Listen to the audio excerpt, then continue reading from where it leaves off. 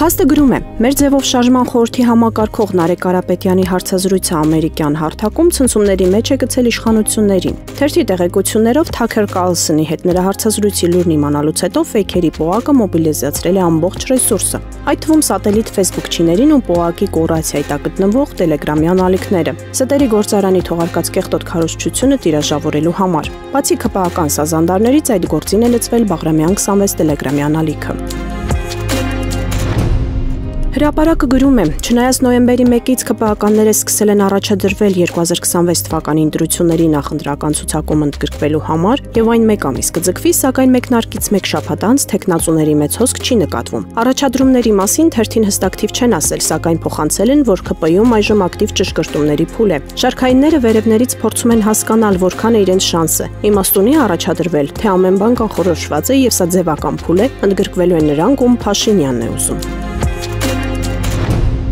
Հրապարակը գրում է, սեպտեմբերի 15-ին հերթական սկանդալը պայթեց հայկական լրատվամիջոցներում։ Կադաստրի կոմիտեի նախագահ Սուրեն Թովմասյանի հրահանգով մարդ էին ծեծել քաղաքից դուրս գտնվող մի լքված գործարանի տարածքում։ Այս մասին ԶԼՄ-ներին պատմել էր ծեծված տղամարդու կինը։ Երեք թերթին ահազանգել են, թե այս դեպքով նախաձեռնված վարույթը քննիչները փորձում են շուռ տալ ծեծվողի, Կադաստրի կոմիտեի Շենգավիթի գրասենյակի սրահի նախկին պատասխանատու Արթուր Կնյազյանի դեմ։ Նրա դեմ գործ են հարուցել, խափանման միջոց կիրառել վարչական հսկողություն։ Նա հիմա բրասլետ է կրում, իսկ Սուրեն Թովմասյանը չաղ ու բախտավոր շարունակում է պաշտոնավարել եւ ընդհանրապես վկայի կարգավիճակ ունի։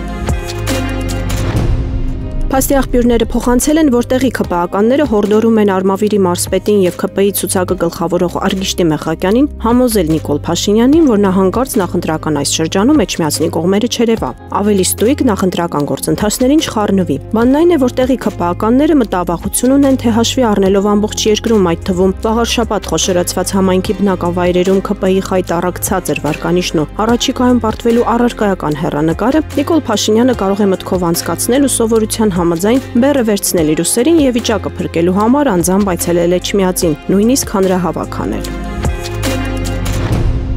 Հրապարակը մի քանի օր առաջ գրել էր, որ Էջմիածնի քաղաքապետի ՔՊ թեկնածու Արգիշտի Մեխակյանն այնքան է նեղվել հորուխտն ուրանալու մասին հրապարակի եւ այլ լրատվամիջոցների հրապարակումներից, որ դեպրեսիայի մեջ ընկել եւ անգամ ցանկացել է կես ճանապարհին դուրս գալ պայքարից։ Սակայն նրա քարոզարշավի կնքահայրը ՏԿ նախարար Դավիթ Ղուդաթյանը համոզել հետ է բերել։ Բայց Մեխակյանի հոգի վիճակը չի հանդարտվել եւ որպիսի նրան խաղաղեցնեն, օրերս Էջմիածնի շտաբում մինի ժողով են արել, որին մասնակցել են Ղուդաթյանը, Արմավիրի մարզպետը, շտաբի այլ անդամներ եւ որոշում են կայացրել, որ այսուհետ միայն յուրային լրատվամիջոցների հետ պետք է տեխնացուն շփվի։ Նրանց, որոնք վտանգ չեն ներկայացնում տեխնացուի համար եւ տվհաճ հարցեր չեն տա։ Հավաքի ընթացքում մի բոլ վայրահաչել են լրատվամիջոցների հասցեին, եզրակացրել, որ լրատվամիջոցները նախկիններից կոռումպացված են, պետք է նրանցով էլ զբաղվել։ Թերթը հիշեցնում է, որ իշխանական այս թիմը 2018-ից առաջ նույն լրատվամիջոցներին սրբադասում էր ու գիշեր-ցերեկ սեր խոստովանում։